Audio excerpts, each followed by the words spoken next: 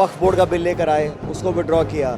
तो सरकार घोषणा करती है, फिर यू टर्न लेना पड़ता है। एक वन नेशन वन इलेक्शन की बात करी है और कैबिनेट से पास करा, और हर बार की तरह इस निर्णय को भी सरकार को यू टर्न लेना पड़ेगा। इतना बहुमत उनके पास है नहीं, और किसी से सलाह नहीं, किसी दल से, किसी नेता से। इतना बड़ा देश है, तो ये तो सिर्फ ध्यान भटकाने के लिए घोषणा करी गई है। मुझे लगता नहीं कि बहुत ज़्यादा कामयाब होंगे। आप जान से मारने की धमकी दें, उनकी ज़बान काटने के लिए 11 लाख का इनाम की घोषणा करें।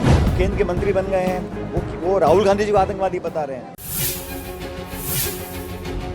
नई सरकार को बने 100 दिन पूरे हो गए हैं। 100 दिन में केंद्र की सरकार ऐसा कोई काम नहीं कर पाई। मुझे याद है चुनाव से पहले लगातार सभाएं होती थी, मीटिंग होती थी, और कहते थे कि 100 दिन के अंदर हमारा एजेंडा होगा, अलग अलग मंत्रालय का हमने मापदंड तय किया है। लेकिन दुर्भाग्यवश इन 100 दिन में ये कुछ कर नहीं पाए। और जो बिल पार्लियामेंट में लेकर आए, एक बिल लेकर आए लैटरल एंट्री का, उसमें आरक्षण की कोई प्रावधान की स्थिति नहीं थी, उस बिल को विड्रॉ किया। वक्फ बोर्ड का बिल लेकर आए, उसको विड्रॉ किया। तो सरकार घोषणा करती है, फिर यू टर्न लेना पड़ता है। अभी 2 दिन पहले इन्होंने एक वन नेशन वन इलेक्शन की बात करी है और कैबिनेट से पास कराया। उस दिन जहां जम्मू कश्मीर के पहले चरण का मतदान हो रहा था, लोगों का ध्यान भटकाने के लिए ये शगुफा छोड़ा है। और हर बार की तरह इस निर्णय को भी सरकार को यू टर्न लेना पड़ेगा, क्योंकि जो संख्या बल चाहिए पार्लियामेंट में, इतना बहुमत उनके पास है नहीं, और किसी से सलाह नहीं, किसी दल से, किसी नेता से। इतना बड़ा देश है। अगर कल मध्यवर्ती चुनाव हो जाते हैं तो क्या पूरे राज्यों में दोबारा चुनाव होंगे? और अलग अलग स्टेट्स की अलग अलग परिस्थिति हैं, अलग अलग टाइमलाइंस हैं, अलग अलग समय है, मौसम, कैसे संभव है? और बिना चर्चा के आपने उसको पारित कर दिया। लेकिन ये कारगर होना लगभग असंभव है, और हम सब जो विपक्ष की पार्टी के लोग, इंडिया अलायंस के लोग हैं, इसके विरोध में हैं। तो ये तो सिर्फ ध्यान भटकाने के लिए घोषणा करी गई है। मुझे लगता नहीं कि बहुत ज़्यादा कामयाब होंगे।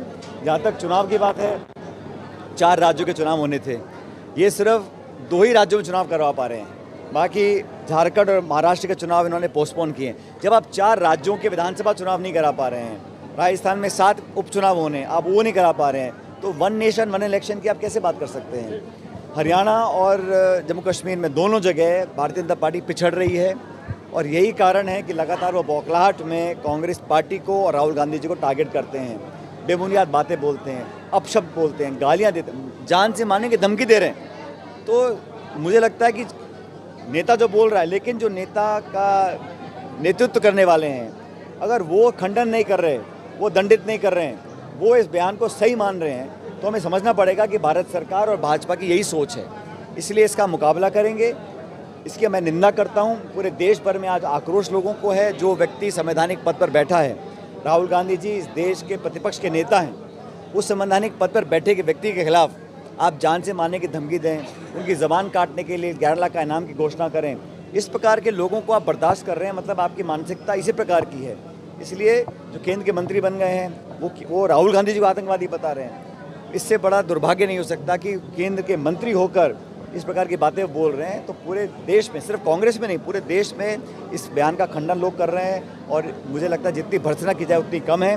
लेकिन हम लोग हटने वाले नहीं हैं। उस रास्ते पर राहुल जी निकल चुके हैं, जवाबदेही तय करने का, लोकतंत्र को मजबूत करने का, विपक्ष की एकता को बनाए रखने का। उस रास्ते पर हम आगे चलेंगे। हम कभी ना डरे हैं ना डरने वाले हैं। ये कांग्रेस के थे, इनकी पूरी तीनों पीढ़ियाँ कांग्रेस में थीं। अब नए नए वहाँ बीजेपी में गए हैं, अपनी दुकान जमाने के लिए इस प्रकार के बयान दे रहे हैं। और ना तो भारत सरकार और ना भाजपा के शीर्ष नेतृत्व इसका खंडन कर रहे हैं। इसका मतलब साफ साफ ये होना चाहिए कि इस प्रकार की भाषा का वो अनुमोदन करते हैं। उनको पसंद है कि भारत की राजनीति में ऐसा संवाद हो जहाँ गालियाँ दी जाएँ, जान से मारने की धमकी दी जाए।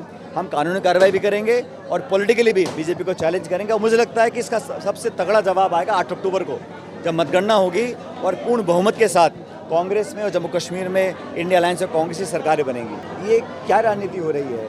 जिसको आप गाली दे रहे हो, जान से मारने की धमकी दे रहे हो, उसके खिलाफ आप FIR भी करा रहे हो। मतलब मुझे समझ में नहीं आ रहा। आपकी सरकार बनी 10 महीने पहले, आप यहाँ विकास के काम कराओ, जनता की बात को सुनो। और जो खींचतान इस सरकार में हो रही है, इतने सत्ता के केंद्र बन चुके हैं, किसी को मालूम नहीं है कि कौन मंत्री है, कौन नहीं है। सत्ता कुछ बोलती है, संगठन कुछ बोलता है, बिखराव हो चुका है। इतना नेतृत्व में हीन प्रदेश चल रहा है। बड़ा दुर्भाग्य है। सरकार को बने 10 महीने हुए नहीं हैं और अभी से ही पूरा रायता बिगड़ चुका है। तो मुझे बड़ा दुख है कि जो उम्मीदों से सरकार बनी थी, वो उम्मीद पूरी नहीं हो पा रही है। क्या लग रहा है, हरियाणा और पूर्ण बहुमत से सरकार बनाएंगे हम लोग। देखिए, ये हमारा इंडिया अलायंस बना था लोकसभा चुनावों के लिए, हमारा इंडिया गठबंधन लोकसभा चुनावों के लिए बना था। लेकिन जिन जिन राज्यों में हम विपक्ष की एकता को एकजुट रख सकते हैं वो हम काम करेंगे। लेकिन मैं इतना कहना चाहता हूं कि कांग्रेस पार्टी अपने आप में इतनी सक्षम है कि सभी चुनावों पर लड़कर चुनाव हम जीतेंगे। लेकिन फिर भी जो दिल्ली का इंडिया अलायंस के लोगों का निर्णय होगा वो सबको हमें स्वीकार करना होगा। लेकिन हम लोग अपना संगठन, अपने कार्यकर्ता, अपने नेताओं पे हमें इतना भरोसा है कि तमाम चुनौतियों का हम अकेले सामना भी कर सकते हैं। भाई, हम तो ये चाहते हैं कि बेईमानी बंद हो, पेपर लीक का सिलसिला समाप्त हो, रिश्वत दे के नौकरियाँ मिलनी बंद हो। अब उसको आप संज्ञा क्या दो, रिफॉर्म दो, पुनर्गठन दो, बदलाव दो, भंग करो, कुछ भी करो, लेकिन ये सरकार की इच्छा शक्ति पर निर्भर करता है ना। आपकी इच्छा शक्ति है तो आप वो काम करा रहे हैं। आपको राजीव सेवा केंद्र का नाम बदल के अटल सेवा केंद्र रखना था, आपने रख दिया आपने। इसमें कौन रोक रहा है? नौकरियों की बिक्री हो रही है, लोग जेलों में जा रहे हैं, पैसा लेते हुए पकड़े जा रहे हैं, घूस ले रहे हैं, और फिर भी आप कुछ नहीं कर रहे हैं। और मुझे लगता है कि नौजवानों के भविष्य से खिलवाड़ करने का अधिकार किसी को नहीं है, ना सरकार को, ना संगठन को, ना पार्टी को, ना किसी नेता व्यक्ति को। ये जो आरपीएससी है, बाकी भर्तियां हैं, जब नौजवानों का जो कॉन्फिडेंस है, जो विश्वास है, विश्वसनीयता है, वो ख़त्म हो जाएगी सिस्टम के ऊपर से, फिर हम क्या करेंगे? तो समय रहते इसको बदलाव करना पड़ेगा। इसमें संकोच क्या, हमें समझ में नहीं आता। आप संविधान की कभी आड़ में, कभी कानून की आड़ में, कभी आप कहते हैं हमारे हाथ बंधे हुए हैं, मुझसे उपाय पूछ रहे हैं। आप छोड़ दीजिए, हम करके दिखाएंगे फिर आपको कैसे होता है। तो ये जो बहानेबाजी है, ये किसको बचाने का क्या मतलब है? और बार बार कहते हैं बड़ी मछली, बड़ा मगरमच्छ। अरे भाई, आप पहले ये पेपर लीक को रोकिए ना। अभी सब इंस्पेक्टर भर्ती पर मामला चल रहा है, मुझे पता नहीं सरकार क्या करेगी, लेकिन लोगों का विश्वास उठ रहा है, वो बहुत बड़ा चिंता का विषय है। निश्चित जांच होनी चाहिए, दोषियों को सज़ा मिलनी चाहिए, और हम सब लोग न्याय के साथ हैं और गलत करने वालों को हर हालत में दंडित होना चाहिए।